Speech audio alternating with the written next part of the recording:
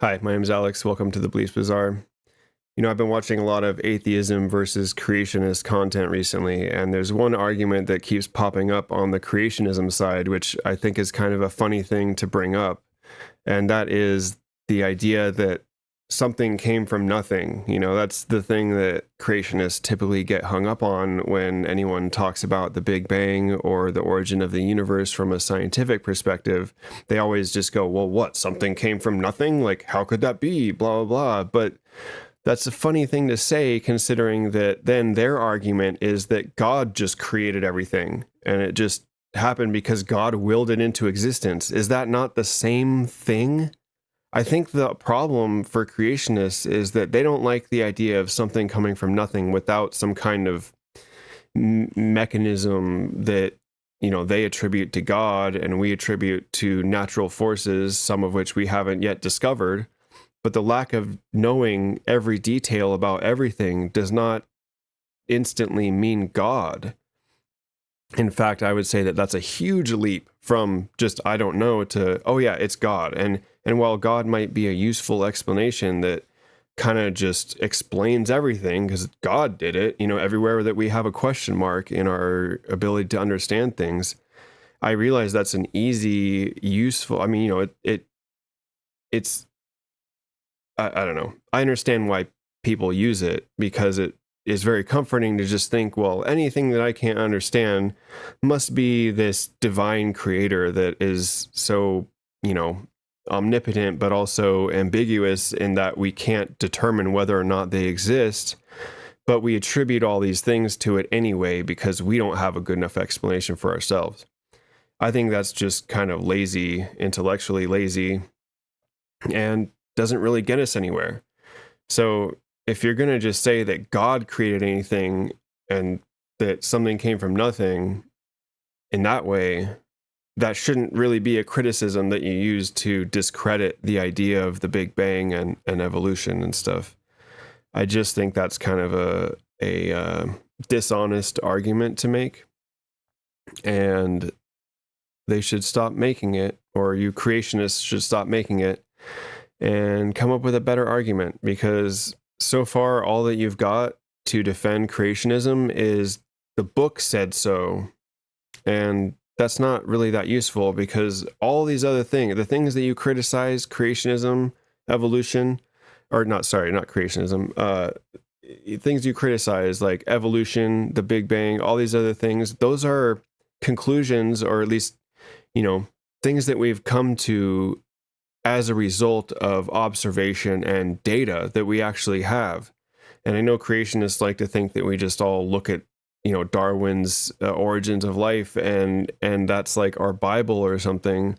But no, science is an ever developing field of study, or, the sciences are ever developing fields of study.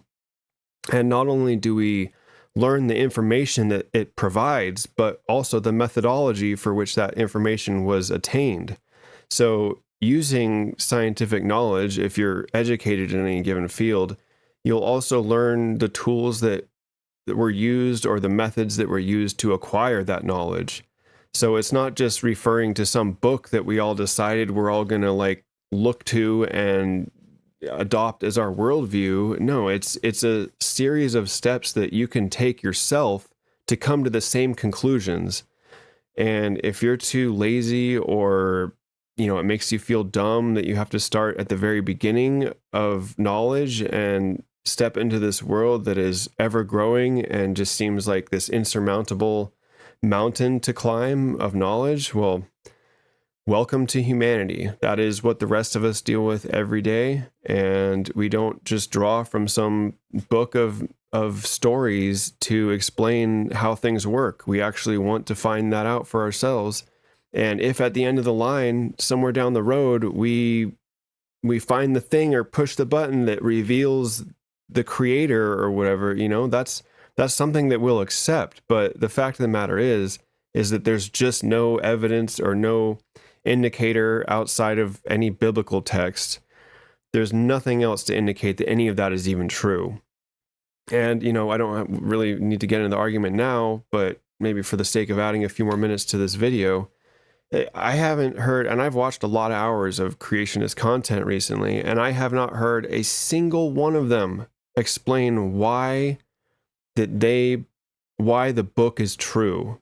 They come up with some reasons why they feel that the book is true, but there's nothing to attribute any truth to any of the things that happen in the Bible.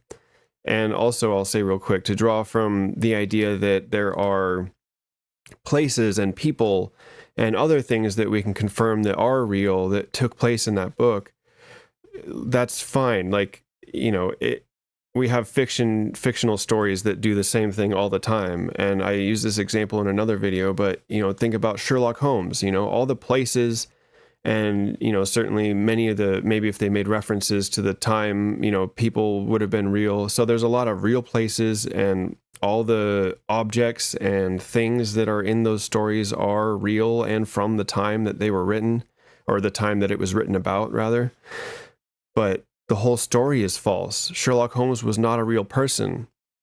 And while certainly people develop the skill set of deductive reasoning and use that to solve crimes, nowadays that is forensic science. Those are real things. The person was not real, but the story also was not real. But the things in the story are real. And so that's kind of what I think we're dealing with here, is that people point to this thing and they're like, oh, look, well, this happened in this town, and we know that this person was a ruler then, and all these things that are certainly anchored in the time and place for which they were written or written about. But again, that doesn't mean that it was true. It just means that it was written down, and it was a story told by the person that wrote it at the time it was written. That's all that you can say is true about it. And, maybe I'm wrong about that, but I've watched a lot of content, and I expect, once my channel starts getting views, that I'll have a lot of people in the comments claiming this, that, and the other thing about it. But what I want to know is, how do you know that it is true and not just some set of stories? Thank you for watching.